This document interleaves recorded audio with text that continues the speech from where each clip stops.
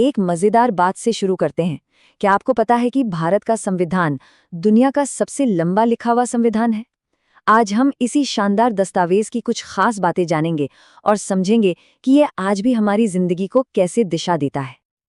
जी हाँ, ये बिल्कुल सच है।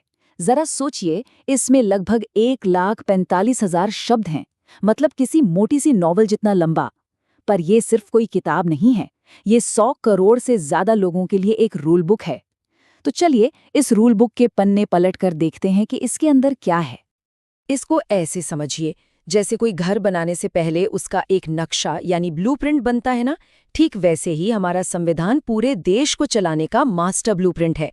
ये ब्लूप्रिंट ही बताता है कि देश का ढांचा कैसा होगा, सरकार कैसे चलेगी और सबसे जरूरी बात, हम नागरिकों को क्या-क्या अधिकार मिलेंगे। तो किसी भी अच्छे घर के ब्लूप्रिंट में सबसे पहले यही तो तय होता है कि उसमें रहने वालों के क्या अधिकार होंगे। बिल्कुल इसी तरह हमारे संविधान का सबसे पहला और जरूरी हिस्सा हम नागरिकों के अधिकारों के बारे में ही बात करता है। और एक बात समझनी बहुत जरूरी है, ये अधिकार हमारे जीवन की नींव हैं।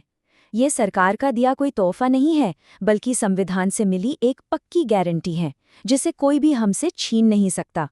सच पूछिए तो इन अधिकारों के बिना हमारी आज़ादी और बराबरी का कोई मतलब ही नहीं रह जाएगा। चलिए कुछ जरूरी अधिकारों पर नजर डालते हैं। समानता का अधिकार कहता है कि कानून के सामने सब बराबर हैं।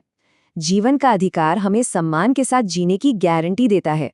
और शिक्षा का अधिकार, जो बाद में जोड़ा गया, हर बच्चे के लिए ज्ञान के दरवाजे खोलता है। ये सिर्फ एग्जाम में रटने वाले आर्टिकल्स नहीं है, ये वो सिद्धांत हैं जो हमारे समाज को जोड़े रखते हैं। ये बात खुद डॉक्टर B.R. अम्बेडकर ने कही थी। और क्यों ना हो, ये अधिकार बहुत शक्तिशाली है। सोचिए, अगर आपके बाकी सारे अधिकार एक खजाना है, तो अनुच्छेद 32 उस खजाने की चाबी है। अगर कोई उस खजाने को छीनने की कोशिश करे, तो इसी चाबी से आप सीधा सुप्रीम कोर्ट का दरवाजा खटखटा सकते हैं। ये बाकी सभी अधिकारों का एक तरह से बॉडीगार्ड है। चलिए अब इस ब्लूप्रिंट के स्ट्रक्चर को समझते हैं। जैसे एक घर बड़े बड़े पिलर्स यानी स्तंभों पर टिका होता है, वैसे ही हमारा देश सरकार के 3 मजबूत स्तंभों पर खड़ा है, और ये तीनों मिलकर ही पूरे सिस्टम को बैलेंस करते हैं। ये 3 स्टेप का ढांचा ही हमारे लोकतंत्र की जान है। एक कानून बनाता है, दूसरा उसे लागू करता है और तीसरा उसकी रक्षा करता है। चलिए एक एक करके इन्हें समझते हैं।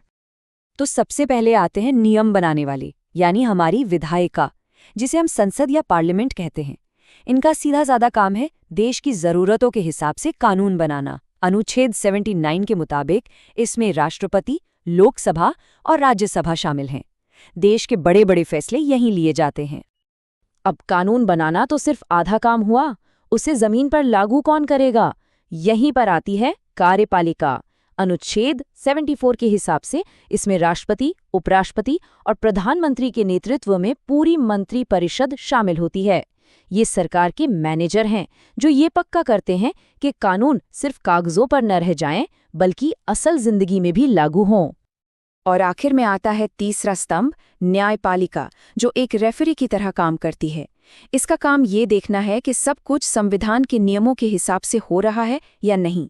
अनुच्छेद 124 के तहत सुप्रीम कोर्ट इसकी सबसे ऊंची संस्था है, जो हमारे अधिकारों और संविधान का अल्टीमेट गार्डियन है। जरा एक पल रुककर सोचिए, क्या वो समानता का अधिकार है, या जीने का अधिकार, या फिर अपनी बात कहने की आज़ादी?